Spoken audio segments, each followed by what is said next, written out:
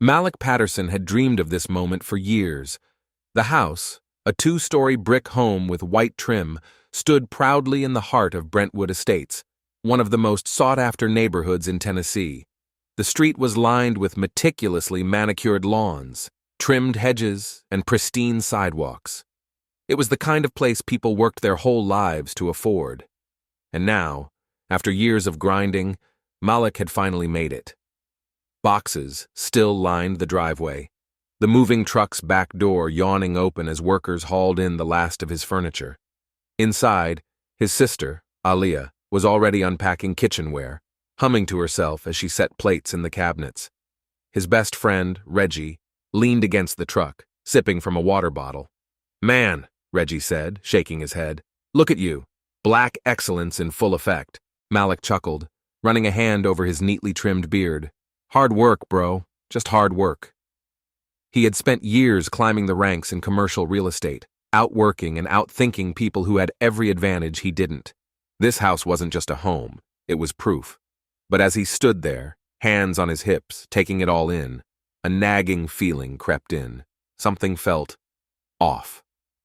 Across the street, a curtain shifted. Further down, a middle-aged man in a golf polo stared too long before walking his dog in the other direction. At the corner, an elderly couple whispered behind their hands. No one smiled. No one waved. Malik exhaled, shaking his head. Here we go. The knock at the door. The first knock came early the next morning. Malik had barely finished his coffee when it rang through the house, sharp and deliberate, the kind of knock that meant business. He set his mug down, stretched his shoulders, and opened the door. Standing on his porch was an older white woman in a beige blouse, pearl earrings, and a cardigan neatly pinned with a gold emblem, Brentwood Estates HOA president.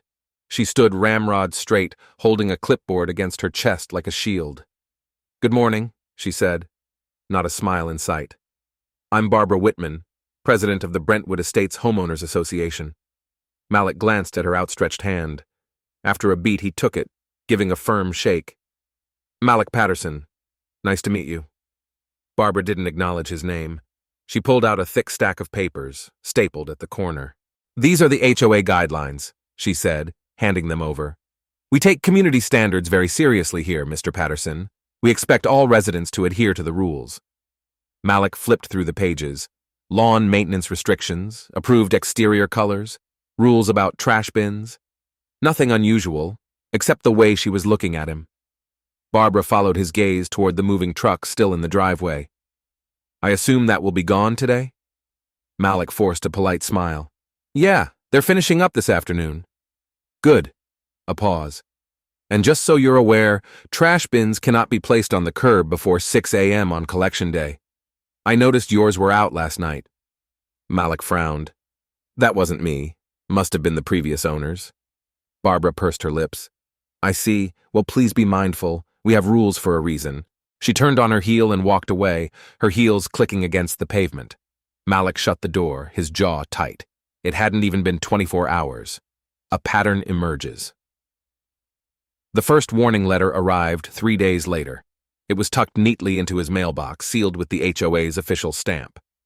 Violation notice. Unauthorized vehicle in driveway. Malik stared at the paper. The unauthorized vehicle was his own. A second letter followed the next day. Improper lawn maintenance. His grass was maybe an inch too long. By the end of the week, he had received 3 more. One for having a porch light that was too bright, the same fixture the previous owners had used. One for excessive noise. He hadn't even had a housewarming party yet. And another about street parking violations, even though he always parked in his driveway. The message was clear. This wasn't about rules. This was about him. Still, he kept his cool. Maybe she's just like this with everyone. Maybe if I follow every rule to the letter, she'll back off. But then came the moment Malik knew for certain. The whispering neighbors one evening, Malik went for a walk. He needed to clear his head. As he rounded the corner, he passed a small group of neighbors standing in a driveway, chatting casually. When they saw him, the conversation stopped. They didn't scatter, didn't look away fast enough. A woman in a floral sundress forced a tight smile. A man with graying hair shifted uncomfortably. And there, In the center of them all, arms crossed, whispering something to the others, was Barbara Whitman. She looked him up and down. Then she turned back to the group, resuming her conversation as if he wasn't even there. Malik didn't need to hear the words. He already knew what this was. This wasn't about grass height. It was about making him feel unwelcome. But if Barbara thought he was just going to pack up and leave, she had another thing coming, because Malik hadn't spent his whole life fighting for a seat at the table just to walk away now. This was war, and he wasn't about to lose. The next letter came on a Monday morning, tucked neatly into his mailbox like a warning shot. Final notice: HOA violation. Unauthorized modifications. Malik ripped it open right there on the driveway. It wasn't about his car this time, or his lawn, or his trash cans. This time, Barbara Whitman and her HOA goons had decided his curtains were the problem. Window treatments must be in neutral colors to maintain community aesthetics. Malik let out a slow, steady breath, staring up at the house he had worked so hard for. His curtains were navy blue, clean, crisp, expensive. And the kicker? He had personally seen 3 houses on his street with bold red and green window treatments, but somehow, his were the ones that violated community aesthetics. Reggie, sitting on Malik's porch, sipping coffee, let out a low whistle. "Damn, bro, they really came for your curtains?" Malik tossed the letter onto the table next to Reggie's cup. "What's next? My damn doormat?" Reggie picked up the paper, eyes skimming over it. "Man, this is straight-up harassment." He shook his head. "I know you're trying to keep it cool, but I think it's time to start pushing back." Malik exhaled sharply, tapping his fingers against the wooden railing of his porch. He had tried to ignore it, tried to play by their rules, but Barbara wasn't backing off. She was escalating. Fine. If she wanted a fight, she was about to get one. Face to face. That afternoon, Malik did something he hadn't done since moving in. He went to Barbara's house. Her place was a picture-perfect, colonial-style home, identical to his, except hers had a red door. A violation of HOA standards, by the way. But of course, no one had sent her a letter. He rang the doorbell. A pause. Then footsteps. Barbara opened the door, her expression flickering between surprise and mild irritation. "Mr. Patterson." Her voice was smooth, clipped, professional. "To what do I owe the pleasure?" Malik didn't bother with pleasantries. "We need to talk about these violation notices." Barbara folded her arms across her chest. "I assumed you'd have questions." "Oh, I have plenty," Malik said, keeping his tone even. "Starting with why I seem to be the only person on this street getting them." Barbara's expression didn't change. "Mr. Patterson, the rules apply to everyone. If you're receiving notices, it's because there's an issue." Malik nodded, lips pressed into a tight line. "Right. So let me get this straight. You sent me a warning about my curtains, but not the 3 houses down the street with neon green ones?" Barbara didn't blink. "I can only act on violations that are reported." Malik tilted his head. "Reported by who, exactly?" Silence. Her jaw tightened just a fraction. A tell. "I see how this works," Malik said, stepping back. "Good talk, Barbara." He turned to leave, but then, just as he reached the edge of her porch, she called out, "Mr. Patterson." He stopped. Barbara's voice was polite, but there was something else beneath it, something cold. "You might want to reconsider your approach here. The HOA exists to uphold community standards. Those who cooperate tend to have a much easier time living here." Malik let her words settle in the air, a veiled threat if he had ever heard one. He turned, a slow smirk creeping across his face. "You know, Barbara, I was thinking the same thing." Then he walked away, already forming a plan. A game of strategy.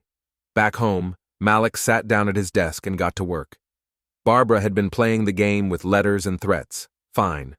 2 can play that game. First, he pulled up the official Brentwood Estates HOA handbook, the same stack of rules Barbara had handed him on day 1. He pored over every page, every line, every obscure regulation, and within minutes, he found them. Loopholes, inconsistencies, and more importantly, violations committed by Barbara herself. The red door, not allowed under HOA color restrictions, the decorative fountain in her yard, HOA bylaws explicitly prohibited personal water features, Her trash bins, left out past collection hours in direct violation of the same rule she had used against him. Malik sat back, exhaling through his nose. This is about to get fun. The first counterattack. The next morning, Barbara received an official-looking envelope in her mailbox. It was from Malik. Inside was a neatly typed letter on thick, high-quality paper. Subject: HOA violations. Notice of non-compliance. Dear Miss Whitman, it has come to my attention that your property at Redacted is in violation of multiple HOA regulations, including but not limited to unauthorized exterior color modification, red door, installation of unapproved yard structures, decorative fountain, failure to adhere to waste collection guidelines, bins left on curb past collection hours. As a valued member of the Brentwood Estates community, I trust that you will address these matters promptly to maintain the high standards of our neighborhood. Please be advised that failure to comply may result in further action. Best, Malik Patterson, homeowner, Brentwood Estates. He sent an identical copy to the entire HOA board. The gloves are off by noon. Reggie was at Malik's place, crying with laughter. Bruh, you HOA'd the HOA president, he gasped between wheezes. Barbara's gonna lose her mind. Malik chuckled, sipping his coffee. She wanted to play games. I just changed the rules. Reggie wiped his eyes. What do you think she's gonna do? Malik leaned back in his chair, a smirk forming. She's gonna come at me harder. And he was ready for it. Barbara Whitman was not the type of woman to lose. That much was clear when Malik woke up the next morning to find a tow truck in his driveway. A man in a navy jumpsuit, clipboard in hand, was standing beside Malik's car, a sleek black SUV, studying it like it was already his to take. Malik didn't even bother throwing on a shirt. He stepped outside in his sweatpants and socks, arms folded across his chest. Morning, something I can help you with? The tow truck guy looked up, shifting slightly on his feet. Got a report that this vehicle is in violation of HOA regulations. Malik exhaled through his nose, his patience hanging by a thread. You here for a specific violation or just taking orders from your queen? The man hesitated. Something about overnight street parking? Malik glanced at his car, firmly in his own damn driveway. Oh, this is cute, he muttered, shaking his head. He turned and walked straight to Barbara's house, not bothering to knock this time. He pounded on the door twice before it swung open. Barbara stood there in her usual beige blouse, her pearl earrings in place, her mouth already curled into a polite yet condescending smile. Mr. Patterson, what a surprise. Malik gestured toward the tow truck. You're really trying to have my car towed? While it's in my own driveway? Barbara didn't even blink. Your vehicle has been reported as a street obstruction. Multiple residents have complained. Malik let out a sharp laugh. Yeah? Who? You? Her expression remained neutral. I simply enforce the rules, Mr. Patterson. If you wish to dispute the claim, you may file an appeal with the HOA board. Malik stepped closer, lowering his voice. You know, Barbara, it's funny how all these rules only seem to apply to me. I think we both know what this is really about. She tilted her head slightly. Oh? And what is it about? Malik stared at her for a long moment. He could have said 100 things, could have called her out for the racism laced between her carefully crafted rules, for the way she made him feel like a trespasser in his own damn home. But instead, he smirked. It's about you losing, he said simply. Then he turned and walked away, already pulling out his phone. The meeting. The following Saturday morning, Brentwood Estates held its monthly HOA meeting in the neighborhood clubhouse. It was normally a quiet affair, homeowners half listening to Barbara while sipping their coffee, nodding along as she rattled off new guidelines. But not this time. This time, Malik made sure the room was packed. He had spent days going door to door, talking to his neighbors, the ones who had also been hit with ridiculous violations, the family who had been fined for having their kids' basketball hoop outside, the retired couple who received a letter about their excessively decorative mailbox.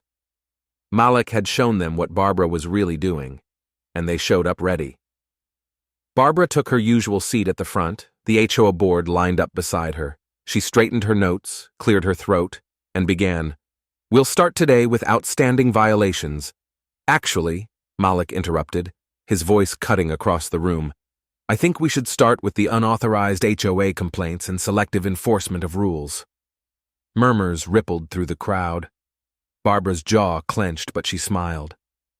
"I'm sorry, Mr. Patterson, but the agenda is already set." The whispers grew louder. Malik turned another page. "Oh, and let's not forget the trash bins.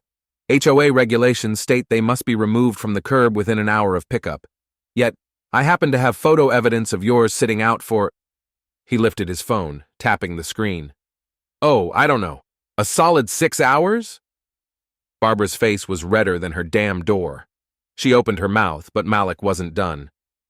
"I also found something interesting in the HOA bylaws, Section 5, subsection G. It states that any board member, including the president, can be removed if a majority of homeowners feel that their leadership is unfairly impacting the community." Silence. Malik leaned forward, locking eyes with her. "So Barbara," he said, his voice low but clear, "would you like to vote on that next?" A long, tense pause. Then, a voice from the back. "I vote to remove her." A ripple through the crowd. Another voice.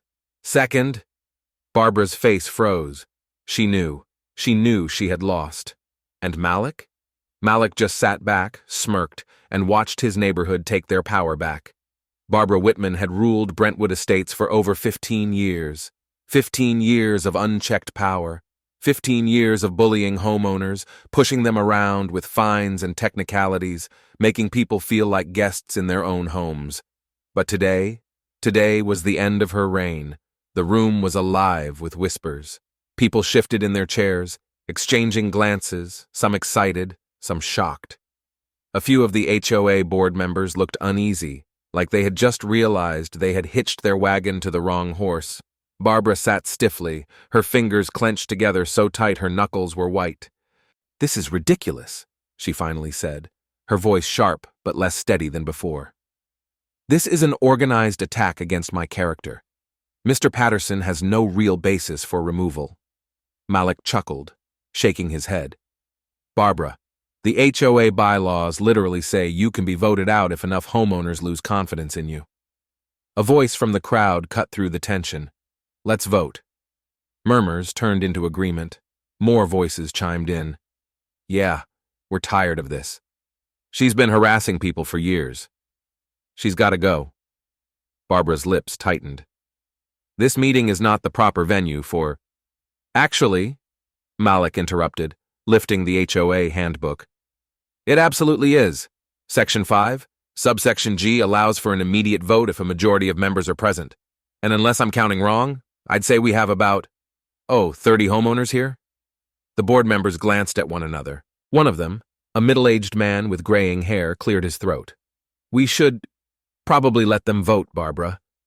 Barbara's jaw clenched. "I have served this community for 15 years. And you spent those 15 years making people miserable," Malik said bluntly. "Maybe it's time someone else got a shot." Silence. Then, the vote began. One by one, hands rose into the air. Malik counted.